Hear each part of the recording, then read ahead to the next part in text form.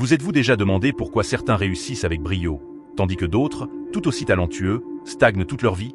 La différence ne tient pas toujours au talent ou à l'acharnement au travail. Souvent, c'est une question de ce qu'on garde pour soi. Aujourd'hui, je vais partager avec vous 11 secrets que vous ne devriez jamais révéler à qui que ce soit. Pas à votre conjoint, pas à votre famille, pas même à vos meilleurs amis. Ces leçons, je les ai apprises à mes dépens, et croyez-moi, elles peuvent changer votre vie. Je m'appelle Elon, et je serai votre guide pour vous accompagner vers une vie plus réfléchie et stratégique, où la discrétion devient votre plus grand atout. Alors, commençons sans plus tarder. Le premier secret concerne vos projets d'avenir. Écoutez bien ce que je vais vous dire.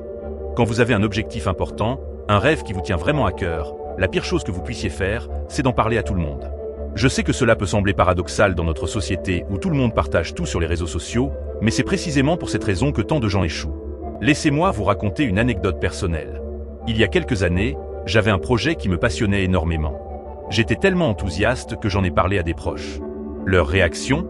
Des doutes, des critiques, des commentaires du genre « c'est trop risqué » ou « tu n'es pas fait pour ça ». Une seule conversation a suffi à doucher mon enthousiasme. Pourquoi les gens réagissent-ils ainsi? Parce que votre succès les renvoie à leurs propres échecs et à leur manque d'ambition. Quand vous restez au même niveau qu'eux, ils se sentent en sécurité. Mais dès que vous voulez vous élever, vous devenez une menace pour leur confort psychologique. Alors voici mon conseil, gardez vos projets pour vous. Travaillez en silence. Et quand les résultats seront là, ils parleront d'eux-mêmes. Le deuxième secret, c'est votre situation financière. Ce que vous gagnez, ce que vous avez économisé, d'où vient votre argent. Tout cela doit rester absolument confidentiel. J'ai vécu une expérience révélatrice à ce sujet. Après avoir obtenu une belle promotion avec une augmentation significative, j'ai commis l'erreur d'en parler autour de moi. Du jour au lendemain, les relations ont changé. Les demandes de prêts ont commencé à pleuvoir. Les remarques du type « maintenant que tu gagnes bien, tu peux payer pour tout le monde » sont devenues monnaie courante. Même au sein de ma propre famille, j'ai senti un changement d'attitude. Voici la dure réalité. Si vous gagnez peu, les gens vous regardent de haut. Si vous gagnez beaucoup, la jalousie et les demandes incessantes apparaissent. Il n'y a pas de juste milieu. Observez les personnes vraiment riches. Elles ne conduisent pas de voitures de luxe Tapax en grave-l'œil. Elles ne portent pas de vêtements ostentatoires. Elles ont compris qu'il vaut mieux se faire discret. Donc, quand quelqu'un vous demande combien vous gagnez, contentez-vous de répondre suffisamment pour vivre confortablement et changer de sujet. Protégez vos informations financières comme vous protégeriez le code de votre carte bancaire. Passons au troisième secret, vos actes de générosité. À l'ère des réseaux sociaux, j'observe une tendance dérangeante.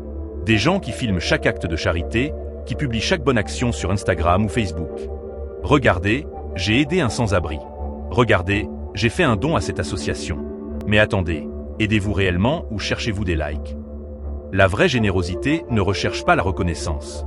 Elle agit dans l'ombre, en silence, sans rien attendre en retour. J'ai rencontré des personnes extraordinaires qui nourrissent des familles entières depuis des années. Vous savez comment je l'ai découvert? Par hasard, parce que quelqu'un d'autre me l'a dit. Ces bienfaiteurs n'en parlent jamais eux-mêmes. Et puis il y a les autres, ceux qui utilisent la misère des autres comme contenu pour leurs réseaux sociaux. C'est profondément malsain. Voici la vérité. Plus vous parlez de vos bonnes actions, moins elles ont de valeur. C'est comme diluer un concentré. À force d'en parler, il ne reste plus rien de substantiel. Faites le bien comme un fantôme. Invisible, mais efficace. Laissez vos actions parler dans le silence. Le quatrième secret concerne vos problèmes de couple et de famille. C'est peut-être l'un des plus importants. J'ai vu tellement de relations détruites parce que les gens ne savaient pas garder leurs conflits privés. Prenons un exemple concret. Une connaissance avait des disputes occasionnelles avec son conjoint, comme tous les couples. Mais à chaque dispute, elle se précipitait pour tout raconter à ses amis, à sa mère, sur les groupes WhatsApp. Le couple finissait par se réconcilier naturellement, comme cela arrive souvent. Mais l'entourage, lui, restait bloqué sur tous les aspects négatifs qu'elle avait partagés. Sa mère regardait maintenant son gendre avec méfiance. Ses amis lui répétaient constamment « tu mérites mieux ». Finalement, ces interventions extérieures ont contribué à la rupture du couple. Vous comprenez le problème?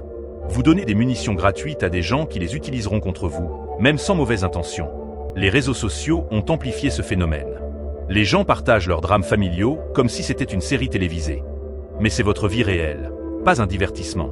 Voici la règle d'or. Vos conflits familiaux et de couple restent privés. Si la situation est vraiment grave, consultez un professionnel, un thérapeute ou un conseiller. Au moins, ces personnes sont tenues à la confidentialité. Réglez vos problèmes en interne. Ce qui se passe chez vous doit rester chez vous. Le cinquième secret, ce sont vos faiblesses. Les êtres humains ont un instinct de prédateur. Dès que vous montrez une vulnérabilité, certains l'exploiteront. C'est une réalité cruelle, mais c'est ainsi. Imaginons que vous confiez à quelqu'un que vous avez peur de l'échec. Cette personne, consciemment ou non, vous le rappellera au pire moment possible. Vous mentionnez que vous avez du mal à résister à l'alcool. Devinez qui vous proposera juste un petit verre pour tester votre résolution. Les gens stockent ces informations comme des armes en réserve. Un ami m'a raconté qu'il avait confié à sa compagne qu'il supportait mal la solitude. 6 mois plus tard, lors d'une dispute, elle a utilisé cette information pour le manipuler émotionnellement. Si tu ne veux pas te retrouver seul, tu ferais mieux de faire ce que je dis. C'est du chantage pur et simple, utilisant une confidence contre lui. Donc voici le principe. Vos démons intérieurs, vos peurs profondes, vos insécurités, tout cela doit rester dans votre forteresse personnelle. Combattez-les en silence. Travaillez sur vous-même sans en faire l'annonce publique. Dans la nature, un lion blessé ne rugit pas pour attirer l'attention. Il se retire, guérit en silence, et revient plus fort. Faites de même. Le sixième secret concerne l'annonce prématurée de vos réalisations. C'est un piège dans lequel tombent énormément de personnes, surtout à l'ère des réseaux sociaux. Vous voyez ces publications partout. Jour 1 de mon nouveau régime, je lance mon entreprise. Objectif, devenir millionnaire cette année. Quelques semaines plus tard, ces mêmes personnes ont complètement abandonné, et leurs publications optimistes disparaissent dans l'oubli. Pourquoi cela arrive-t-il? Parce que notre cerveau nous joue un tour. Quand vous annoncez un objectif et recevez des likes, des commentaires encourageants, votre cerveau libère de la dopamine. Vous ressentez une satisfaction immédiate, comme si vous aviez déjà accompli quelque chose. Cette récompense neurochimique diminue votre motivation réelle pour faire le travail. Laissez-moi vous donner un exemple personnel. À 47 ans, j'ai décidé de transformer radicalement ma condition physique. J'avais 26 kg à perdre. Vous savez ce que j'ai fait? Absolument rien sur les réseaux sociaux. Pas de photos avant, pas de mise à jour hebdomadaire, rien. J'ai travaillé en silence pendant des mois. Et quand les résultats sont devenus visibles, les gens ont commencé à poser des questions. C'est à ce moment que j'ai partagé mon parcours. Le succès véritable se construit dans l'ombre. Travaillez comme un ninja, en silence et avec précision. Laissez vos résultats faire du bruit, pas vos intentions.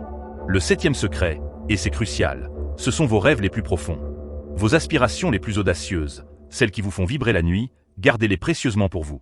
La société regorge de ce que j'appelle des tueurs de rêves. Ce sont des personnes qui vivent des vies ordinaires et qui ne supportent pas de voir quelqu'un viser l'extraordinaire. J'ai vécu cela personnellement. J'avais un rêve immense, quelque chose qui me passionnait vraiment. J'ai fait l'erreur d'en parler. Les réactions? Tu es fou, redescends sur terre, tu as des responsabilités. Même ma famille, qui devrait normalement me soutenir, a essayé de me ramener à la réalité.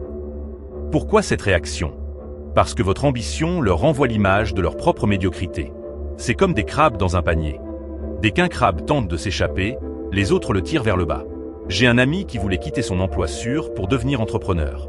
Sa conjointe lui a dit qu'ils avaient besoin d'un salaire stable. Ses parents lui ont parlé de sécurité financière. Résultat, il est toujours dans ce bureau qu'il déteste, regardant par la fenêtre en se demandant « et si ?» Ne laissez pas les peurs des autres devenir vos propres limites. Gardez vos rêves dans votre coffre-fort mental. Nourrissez-les en privé.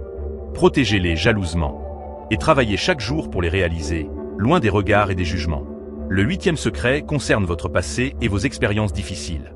On a tous vécu des galères, fait des erreurs, traversé des passes sombres. Ces expériences nous ont forgés, nous ont appris des leçons précieuses. Mais ce n'est pas pour autant qu'il faut les étaler sur la place publique.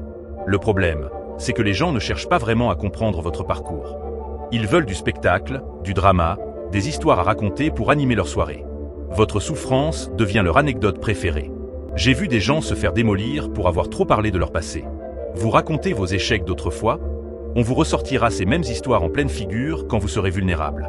Vous partagez vos erreurs de jeunesse, elles deviendront des armes utilisées contre vous. Les gens sont comme des archivistes du malheur.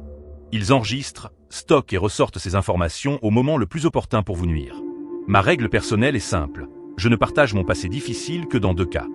Premièrement, pour aider quelqu'un qui traverse exactement la même épreuve, pour que mon expérience lui serve. Deuxièmement, dans un cadre thérapeutique avec un professionnel, pour me libérer émotionnellement. Pour tout le reste, silence radio. Vos cicatrices sont vos médailles personnelles, pas un divertissement pour le public. Le 9e secret concerne les services que vous avez rendus. C'est un piège psychologique dans lequel beaucoup tombent. Vous aidez quelqu'un généreusement. Vous lui prêtez de l'argent, vous l'hébergez pendant des mois, vous lui rendez un service énorme. Et puis, lors d'un désaccord futur, vous lui balancez tout ça à la figure. Après tout ce que j'ai fait pour toi. Ce moment précis marque généralement la fin de la relation. Pourquoi ? Parce que vous venez de transformer un acte de bonté en arme de manipulation. Voici une vérité psychologique fondamentale. Les êtres humains détestent se sentir redevables. C'est un poids émotionnel désagréable. Et plus vous leur rappellerez ce que vous avez fait pour eux, plus ils chercheront vos défauts pour justifier leur ingratitude. C'est paradoxal, mais c'est la nature humaine. La vraie générosité ne tient pas les comptes. Vous donnez, vous aidez, et puis vous oubliez complètement. Si vous ne pouvez pas aider quelqu'un sans attendre de reconnaissance, alors il vaut mieux ne pas aider du tout. Chaque fois que vous faites quelque chose de bien pour quelqu'un, effacez-le immédiatement de votre mémoire. N'en parlez jamais. Ne l'utilisez jamais comme argument. C'est ainsi que votre bonté reste pure et puissante. Le 10e secret est peut-être le plus stratégique de tous, vos méthodes de succès. Si vous avez trouvé une formule qui marche, une stratégie qui vous apporte des résultats, gardez-la absolument pour vous.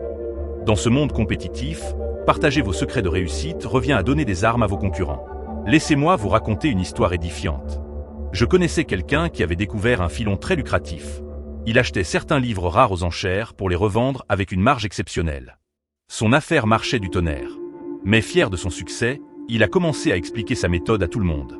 En 2 mois, son marché était saturé de concurrents utilisant exactement sa stratégie. Son business s'est effondré. Voici la réalité crue. Personne ne souhaite vraiment votre succès. Les gens veulent votre recette. Même votre famille, même vos proches, peuvent devenir vos concurrents sans même s'en rendre compte. Regardez les gens qui réussissent vraiment. Ils restent mystérieux sur leur méthode. Ils laissent les autres se demander comment ils font. Ce mystère n'est pas seulement séduisant, il est protecteur. Dans le jeu de la vie, celui qui montre toutes ses cartes perd toujours la partie. Gardez vos stratégies pour vous. Laissez vos résultats parler, mais jamais vos méthodes. Enfin, le 11e et dernier secret, votre véritable état émotionnel et mental. Dans notre société où tout est partagé sur les réseaux sociaux, il y a une pression énorme pour exposer chaque émotion, chaque pensée, chaque moment difficile. Résistez à cette pression. Montrez vos faiblesses émotionnelles dans ce monde, c'est comme saigner dans un océan rempli de requins. Les gens deviennent des prédateurs émotionnels. Ils attendent le bon moment pour se nourrir de votre vulnérabilité. Combien de fois avez-vous vu quelqu'un partager ses problèmes et recevoir une aide véritable ? La plupart du temps, les gens font semblant de compatir, hochent la tête avec sympathie, et puis utilisent vos confidences comme sujet de conversation le soir même. Tu sais ce qui lui arrive ? Il est complètement paumé en ce moment. Votre moment de faiblesse devient leur divertissement. Ma philosophie est simple, gardez vos combats intérieurs pour vous. Quand tout s'écroule autour de vous, maintenez une façade de force. Ce n'est pas de l'hypocrisie, c'est de la survie stratégique. Si vous devez absolument vous confier, choisissez une seule personne. Une personne qui a prouvé sa loyauté absolue dans les moments les plus difficiles. Pour tout le reste du monde, restez une énigme. Dans ce monde impitoyable, votre force apparente est votre meilleure armure. Voilà, nous avons parcouru ensemble ces 11 secrets fondamentaux. Ces principes peuvent sembler durs, voire cyniques. Mais ils sont le fruit d'expériences réelles, d'erreurs coûteuses, de leçons apprises à la dure. Dans un monde idéal, on pourrait tout partager avec tout le monde en toute confiance. Mais on ne vit pas dans un monde idéal. On vit dans un monde où les gens changent, où les intérêts personnels priment, où votre vulnérabilité peut devenir une arme contre vous. Ces 11 secrets ne sont pas des règles de méfiance maladive. Ce sont des principes de protection intelligente. Considérez-les comme les clés de votre forteresse intérieure. Utilisez-les avec sagesse, et vous verrez votre vie se transformer. Vous aurez moins de déceptions, moins de trahisons, plus de contrôle sur votre existence. Parce qu'au final, la force d'une personne ne réside pas dans ce qu'elle dit, mais dans ce qu'elle s'est gardé pour elle. Le silence n'est pas de la faiblesse, c'est de la stratégie. La discrétion n'est pas de la timidité, c'est de l'intelligence. Dans un monde où tout le monde parle, ceux qui savent se taire ont un avantage considérable. Alors je vous laisse avec cette question. Quel secret gardez-vous précieusement ? Et surtout, quel secret devriez-vous arrêter de partager dès aujourd'hui ?